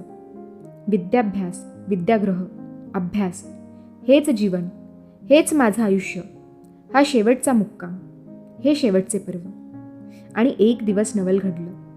कोसल देशाहून गुरुदेवांच्या ज्येष्ठ पत्नी रेणुमाता आपल्या बंधूंसह आश्रमात येऊन पोचल्या. सगळा आश्रम आनंदून गेला. शिष्यांनी धावून धावून आपल्या मातेला वंदन केलं. कुणी पाणी आणतंय, कुणी दूध आणतंय, कुणी फळे. एक शिष्य तर उष्ण जलाच्या कुंडातून हस्तपाद प्रक्षालनासाठी कुंभ भरून घेऊन आला. मी पण मनोभावे रेणुताईंना वंदन केलं. मला आपल्या हृदयाशी धरत प्रेमभराने माझ्या चेहऱ्यावरून, कुंतलांवरून हात फिरवत मला आपल्या अगदी समीप बसवून घेत रेणुका माता गुरुदेवांकडे हात दाखवत म्हणाल्या, मुली, अगं तू इतकी हळूवार कोवळी, आणि हा असला निखारा पदरात बांधून घ्यायला कुणी ग सांगितलं तुला? यावर हास्याची करंजी उडाली. यावर मी नम्रतेने म्हणाले, ताई, हा निखारा असलाच तर चांदण्याचा असावा, कारण मला तर इथे उदंड शांती मिळते. अगो बाई, बरीच चतुर आहेस की. मग शिष्याकडे वळत त्या म्हणाल्या, काय रे पुत्रांनो, ही माता तांदूळाचाच भात करते ना, की सुक्तांचा? सुक्तांचा भात आणि सुभाषितांची भाजी. यावर पुन्हा हसायचं. हसणं विसरूनच गेले होते मी. आश्रमातही एवढेच कमी होते. रेणुमाता आल्या आणि मग हे असं हसणं. असे विनोद रोजचेच झाले. रोजच असं काहीतरी घडायचं की हसून हसून पोट दुखायचं. रेणुमातेने माझ्यासाठी 2 अंशुके आणली होती. वस्त्रांचे ढीकच्या ढीक उशिनरांच्या 4ही राण्यांना वाटून टाकणारी मी त्या 2 वस्त्रांमुळे इतकी आनंदित झाले की जणू मला काहीतरी खूप मूल्यवान मिळालं होतं. रेणुमाता रोज चंदन आणि आवळे टाकून केलेलं सुगंधी तेल माझ्या कुंतलांना लावून त्याची तिपेडी वेणी माळू लागल्या. मला गजरे घालून नटवू लागल्या. मला न्हाऊ घालताना म्हणायच्या, अगं, हे असं सुंदर कुंतल, तुझं मोहक रूप, राजघराण्यातलीच तू बाई, या करड्या दाढीत कशी अडकलीस ग? कुठे भेटली ही दाढी तुला? अगं, त्यांच्या तेजाने त्यांचीच दाढी शाबूत कशी राहते कोण जाणे. त्यांच्या बोलण्यात पतिप्रेम, आदर आणि विनोद यांचं मनोरम मिश्रण होतं. मला हसू आलं, पण माझी कहाणी मात्र सांगणं जमलं नाही. जरा उदास भाव चेहऱ्यावर येताच त्या म्हणाल्या, ए बाई, मला माहिती आहे, सगळं कळालंय तुझ्या गुरुदेवांकडूनच. उगाच खारकेसारखी आक्रसू नकोस. म्हणजे म्हणजे म्हणजे वाघाचे पंजे आणि सशाचे कान. अगं पोरी, कुणाचे शाप आणि कुणाला ताप, कुणाची दक्षिणा आणि कुणाला प्रदक्षिणा. चल न्हायला, चल कुंडाकडे. हे एवढे जाड केस, दाट आणि कुरळे, आपल्या हाताने का धुता येतात? तो मोरसुद्धा आपला पिसारा कसा बाई धुत असेल? माझी सगळी उरली सुरली मरगळ पळूनच गेली. माझं सारं माहीत असूनही माझी कहाणी फक्त 4 शब्दात मांडणाऱ्या रेणूताई मोराचा पिसारा धुतला कसा जातो हा प्रश्न त्यांच्याच मनात यावा इतक्या त्या निष्कपट, सरळ. रेणूताई फार फार वेगळ्या होत्या हेच खरं. शम्माईसारख्या. पुन्हा विनोदाची तरल गुलाबदाणी त्यांच्या बोलण्यातून सुगंधी छिडकावा करी. छान छान पदार्थ करून खायला घालत त्या. पाकसिद्धीचा भारही आता त्यांनीच उचलला होता. हलकी फुलकी कामं फक्त माझ्यासाठी ठेवलेली असत, विशेषतः गुरुदेवांची कामं. तसे ते स्वावलंबीच, पण कुठे फुले काढून ठेव, पत्री, समिधा, आसन, उपकरणी, सडा, रांगोळी ही असली कामे. एकदा त्या म्हणाल्या, तुझ्या गुरुदेवांना क्रोध आलेला पाहिलास कधी? अगं त्यांची हनुवटी थरथरते रागाने. आणि मग काय होतं की हनुवटीला लटकलेली ती दाढी, ती झोपाळ्यासारखी मागे पुढे झुलतच राहते. मग मला इतकं हसू लोटतं की विचारू नकोस. अगं हे सिद्ध तापसी खरे, पण सिद्धीची प्रचिती बघण्याचा क्षणिक मोह त्यांना तरी आवडतो की काय? एकदा म्हणाले, त्या अमक्या तमक्याचं मी नुसत्या दृष्टीने भस्म करीन. मी म्हणाले, त्यापेक्षा रोज तुमच्या दृष्टीने माझी चूल पेटवून देत जा, म्हणजे पुरतं. चूल फुंकून प्राण कासावीस होतो माझा. मग काय, क्रोध, थरथर थरथर दाढी, हसण्याचा आनंद लुटत होते मी रेणूताईंच्या सहवासात. मी अस्पर्श बसताच म्हणाल्या, हे काय, हे अजून असंच का? अगं 8 महिने लोटले ना विवाहाला, नुसतं विद्याग्रहणच चाललंय वाटतं. त्यावर मी त्यांना जे घडलं ते सांगितलं. त्यावर ते हसत हसत म्हणाल्या, मग तो चांदण्याचा निखारा वगैरे वगैरे काय बोलत होतीस ते? आता तरी त्यांच्यावरचा तुझा राग गेलाय ना? मग सांगू त्यांना तसं? अगं पोरी, चांदणं बिंदणं काही नाही बरं का, निखारा आहे निखारा. मी काही बोलले नाही. मला काही बोलावं लागलंच नाही. 4थ्या दिवशी सकाळीच रेणूताईंनी माझ्या हातावर मेहंदी काढली. रात्रीपर्यंत हात छान रंगले होते. त्या दिवशी पौर्णिमा होती. कुटीरात त्यांनी स्वतः फुले नेऊन ठेवली. आमची शय्या रेणूताईंनी स्वतः सिद्ध केली. आटवलेले केशरी दूध मुद्दाम तयार केले. तिन्ही सांजेला माझी नारळाने ओटी भरली. नाना पुष्पांचे दागदागिने मला घातले. कानात 2 सुंदर फुले घातली. हातात वेणीत गजरे. मी त्यांचं पदवंदन करताच त्या म्हणाल्या, 9 महिने 9 दिवसांनी पुत्र पाहिजे हो मला. उगाच नाही एवढे सोहळे केले. चल जा कुटीरात, ते येतीलच इतक्यात. गुरुदेवांच्या तेजाने, त्यांच्या प्रखर बुद्धिमत्तेने, त्यांच्या मृदू वागण्याने त्यांनी मला खऱ्या अर्थाने जिंकलं होतं. गुरुदेव आले. अत्यंत प्रसन्न होते ते. रेणूताईंनी पुन्हा एकदा वाकून पाहिलं आणि म्हणाल्या, गुरु शिष्येचं नातं आजच्या रात्रीपुरतं तरी दूर ठेवा, नाहीतर बसाल सुक्तांच्या गाठी मारत. दार लोटून त्या गेल्या. गुरुदेवांनी मग स्वयंप्रेरणेने दार आतून बंद केलं. गेल्या 8 महिन्यात प्रथमच कुटीराचे दार बंद झाले होते.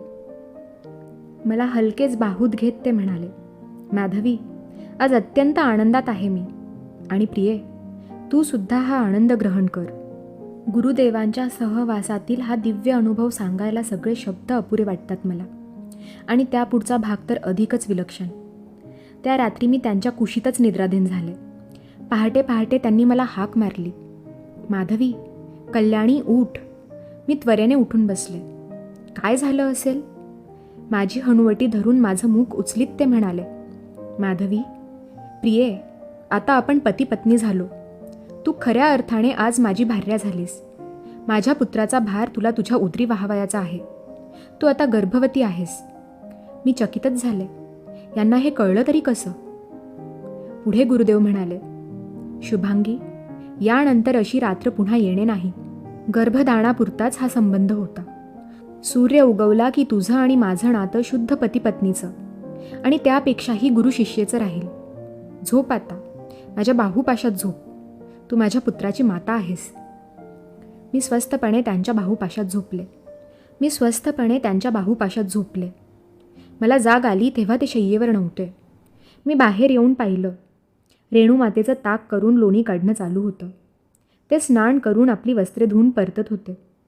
त्यांच्या पुढे जायची लाज वाटत होती. मला बघताच ते शांतपणे म्हणाले, माधवी, जा कुंडावर, आता कुणी नाही आहे. स्नान करू नये. आज पुढचा वेदपाठ सुरू करायचा आहे. ते खरंच आता पुन्हा गुरुदेव झाले होते. कालची रात्र खरंच संपली होती. एक अतिशय तेजपुंज असा अनुभव देऊन. मी रेणूताईंकडे पाहिलं. त्या लोण्यावर झाकण टाकत हसून म्हणाल्या, इकडे येऊ नकोस हां, माझं लोणी विरघळेल. निखाऱ्याचीच तू ढलपी. मी हसले आणि कुंडाकडे गेले. आणि गुरुदेवांचे शब्द खरे ठरले. मी गर्भवती झाले होते. आता कुठला गर्भसोहळा वेगळा असा नव्हता. कुणी रत्नहार देणार नव्हते. पण रेणूताई रोज न बोलता माझ्यासाठी नवं रांधत होत्या. मला पक्वान्ने करून वाढत होत्या. माझे दिवस भरत आले तरीही कौतुकं चालूच होती. खूप अभ्यास करून आले की म्हणायच्या, अगं इतका अभ्यास करतेस तरी पुत्र जन्माला आला की काही व्याकरणाची सूत्र म्हणत नाही यायचा हो, तो टेहे टेहे करतच येणारे. बाकी काही सांगता नाही हो यायचं. तो येईल तोच राम रामो रामहा प्रथमा असं म्हणतही यायचं बाई. तुमचं अध्ययन त्याच्यापर्यंत पोचायचं. यावर गुरुदेव म्हणाले, अगं ज्येष्ठे, माधवी पार पुढे गेली आहे. कुठल्या कुठे पोचली आहे. ती काय अजून रामह रामोच घोकते. यावर रेणूताई म्हणाल्या, पण मला तेवढंच येतं ना, मला पुढचं कुठे माहिती आहे. यावर हसण्याचा कल्लोळ उठला. हसणं आवरत मी म्हणाले, मग शिकाणा रेणूताई, आपण दोघी बसत जाऊ. का गं बाई, बरी आहे की मी सुखात. माझी जीभ अशी ही लाकडासारखी. एक सूत्र मी म्हणेन तर दाढीचा नुसता थरथराट होईल. तूच कर बाई ते. आश्रमात शिष्य माझ्या भोवती भोवती करत, बाळ कधी येणार पोटातून, कसं येणार, पोट फुटणार का, असे प्रश्न विचारित. कुटीरात प्रसूतीची सर्व तयारी झाली. इथे राजवैद्य नव्हते की सुईणी नव्हत्या. दूध माता नव्हती की दाई नव्हती. इथे खऱ्या अर्थाने मी बाळाला वाढवणार होते. पितृवचनातून, सगळ्या धर्मकर्तव्यातून मी मुक्त झाले होते. आणि रेणूताईंच्या मार्गदर्शनाप्रमाणे अगदी सहजपणे प्रसूती झाली. हे कसं झालं कोण जाणे, पण 24 तास मला क्लेश भोगायला लागायचे. इथे फक्त 3 तासात प्रसूती झाली. कुणाला काही कळायच्या आत बाळाच्या रडण्यानेच आश्रमाला वार्ता सांगितली. मुलगा झाला होता. स्वतः गुरुदेवांनीच कुंडली मांडली. आनंदाने ते रेणूताईंना म्हणाले, भार्रे, मला हवी होती तशीच ही कुंडली, नरश्रेष्ठ पुत्राची कुंडली. माधवीस सांग, तू महान धर्मकार्य पार पाडले आहेस. तिला ही पवित्र रुद्राक्षांची माळ दे आणि माझी कृतज्ञता कळव भार्रे. गुरुदेवांचा हा निरोप मला शंख तुताऱ्यांच्या नादाप्रमाणे वाटला. त्या दिवशीची ती दाहक संजीवक रात्र माझ्या कुशीत पुत्र होऊन सजली. 12व्या दिवशी विधीपूर्वक बारसं झालं. आश्रमातल्या शिष्यांना मिष्टान्न वाटण्यात आलं. बासुंदीचं जेवण झालं. मुलाचं नाव अष्टक ठेवलं गेलं. माझ्या डोळ्यापुढे 2 चित्रे फिरत, राजवाड्यातलं बारसं आणि आश्रमातलं बारसं. मी या सगळ्या अनुभवांचा आढावा घेत विचारात चिंब बुडून जाई. बाळ मोठं होऊ लागलं, हसू लागलं, पालथं पडू लागलं. बाळाला पाजण्याचा अनुभव मला खऱ्या अर्थाने आई करत होता. त्याची वाढ होताना बघणं, त्याची आंघोळ, त्याला पुसणं, निजवणं, अंगाई गाणं, त्याचं झोपणं, जागणं, हसणं, खिदळणं यांचा अनुभव मला रोज श्रीमंत करत होता. त्याचं ते अंगाशी लुसलुसणं, माझं उत्तरीय गच्च मुठीत धरून ठेवणं, खुदू खुदू हसणं, दुधासाठी व्याकुळ रडणं, सगळं जसं मी प्रथमच अनुभवत होते. आता हे स्वर्ग सुख माझ्या अंकावर खेळत होतं. यापासून मला कुणी दूर करणार नव्हतं. माझी अन बाळाची कुणीही ताटातूट करणारं नव्हतं. माझं बाळ माझ्यासमोर मोठं होताना बघण्याचा हा सोहळा मी अनुभवणार होते. बाळ 10 महिन्याचा झाला. त्याच दिवशी पाराला धरून तो उभा राहू लागला. स्तंभांना, पाराला धरून चालू लागला. रेणूताई म्हणायच्या, पाठशाळेत यायला लागला हो, तुझा केसांचा शेपटा सांभाळ हो माधवी नीट, नाहीतर ओढून एक दिवस हातात द्यायचा तुझ्या. खरंच तो इतके केस ओढायचा की गुरुदेव तर त्याला घ्यायचेच नाही. घेतलं की मूठ भरून दाढीचे केस तुटायचे. अखेर रेणूताई म्हणाल्या, पुत्राला कडे खांदी घ्यायचं असेल ना तर ती दाढीची जटावळं कापा, नाहीतर सरळ वेण्या तरी घाला त्या दाढीच्या. मला त्या कल्पनेचं इतकं हसू आलं की माझं पोटच दुखायला लागलं. हसून हसून डोळ्यात पाणी आलं. ते निपटून मी समोर पाहिलं तर मुनिराज गालव तिथे आलेले दिसले. माझं हसणं बघत स्तंभित होऊन ते उभे होते. आतिथ्य जलपानादी झाल्यानंतर ते म्हणाले, माधवी, तुझा पुत्र ना, बराच मोठा झाला की. हो, तुमच्या कृपेने. तो मोठा होताना मी पाहिला. एकदा तरी खरी आई झाले मी. आता मला त्याच्यापासून कुणीही तोडू शकणार नाही. तुम्ही दक्षिणेच्या ऋणातून मुक्त झालात. माझं तुमचं आता काही घेणं देणं नाही. मी एका दमात बोलले, असं कसं पुत्री, माझं कार्य झालं म्हणून माझं वचन कसं विसरू मी. वचन? कसलं वचन? मी आश्चर्याने विचारले. माझं कार्य झालं की तुझी पुत्री मी सुखरूप तुझ्याकडे पोचवेन, असं वचन मी तुझ्या पित्यास दिले आहे. तुला यायचे असो वा नसो, मला माझे वचन सत्य केलेच पाहिजे. तुला माझ्याबरोबर यावेच लागेल. तू आता मला मिथ्या पाडू नकोस. माझा शब्द असत्य झाला तर ते सहन करण्याचं सामर्थ्य नाही माझ्यात. आधी पित्याचा शब्द, मग तुमचा शब्द. अहो, तुम्ही साऱ्यांनी या सत्यवचनाचा ठेका घेतलाय का? सामर्थ्य तुमच्यात नाही म्हणून सांगता. मग मी काय सामर्थ्याची पुतळी आहे की काय? मी पण कधी काळी कुणाला तरी शब्द दिला होता. कुणीतरी मला शब्दाने तरी विचारलं का की स्त्रीच्या शब्दांना, वचनांना मूल्यच नाही आहे? काय समजता काय तुम्ही? यावर सगळे गप्प बसलेले बघून मी गुरुदेवांना विचारलं, हे गालवराज काय म्हणत आहेत गुरुदेव? माझ्या इच्छेविरुद्ध हे काय म्हणून मला नेऊ इच्छितात? माझ्या इच्छेला काहीच मूल्य नाही, काही अर्थ नाही. मी म्हणजे काय, गाय आहे की काय? दोरीला बांधून कुठेही फिरवावी? माझ्या प्राक्तनाचे वार, घाव म्हणूनच मी हे सारं सोसत आले. पण खरं तर माझ्या या प्रदक्षिणेला हेच जबाबदार आहेत. रेणुताईंनी 4 शब्दात माझं दैव मांडलं. एकदा त्या म्हणाल्या, कोणाची दक्षिणा आणि कोणाला प्रदक्षिणा. किती खरं आहे हे? मी मुळीच जाणार नाही. तुमचं सत्यवचन पूर्ण करायला मी बांधलेली नाही. गुरुदेव, आपण का मुग्ध आहात? हे ऐकताच ते गालवच पुन्हा बोलू लागले. गुरुदेवांना ते म्हणाले, गुरुदेव, ज्या सम्राट ययातींनी मी एका शब्दाने याचना करताच औदर्यवंत होऊन ही शुभ लक्षणी शुभांगी कन्या मला दान देऊन टाकली, ती त्या सम्राटांची एकुलती एक कन्या, त्यांना सुखरूप परत करणे हा माझा धर्म नव्हे काय? आपणास पुत्र झाला, करार संपलाय, हिला हिच्या पित्याच्या स्वाधीन करण्यास मला अनुज्ञा द्या. हे ऐकून मी मध्येच म्हणाले, मुनिराज, ही माधवी आता त्या अर्थाने सुखरूप राहिली आहे का? मी कन्या म्हणून पित्याकडे जाण्याच्या योग्यतेची तरी आहे का? गुरुदेव, आपण अनुज्ञा देऊ नका. बाळापासून माझी ताटातूट करू नका. यावर गुरुदेव म्हणाले, गालवा, आता ही माझी भार्या आहे. हिला तू नेईन नेईन म्हणून काय म्हणतोस? भार्या होती गुरुदेव, आता नाही. 200 अश्वांची भरपाई म्हणून आपण एक पुत्र तिचे ठाई उत्पन्न करावा, एवढा मर्यादित करार होता. आपण गुरुदेव सर्व जाणूनही माझे वचन विस्मृतीत लोटत आहात. यावर संतापून मी म्हणाले, अहो, कुठल्या जन्माचे घेणेदार आहात माझे? दर ठिकाणी तुमचे ऋण फेडीत वर्षे काढलीत मी.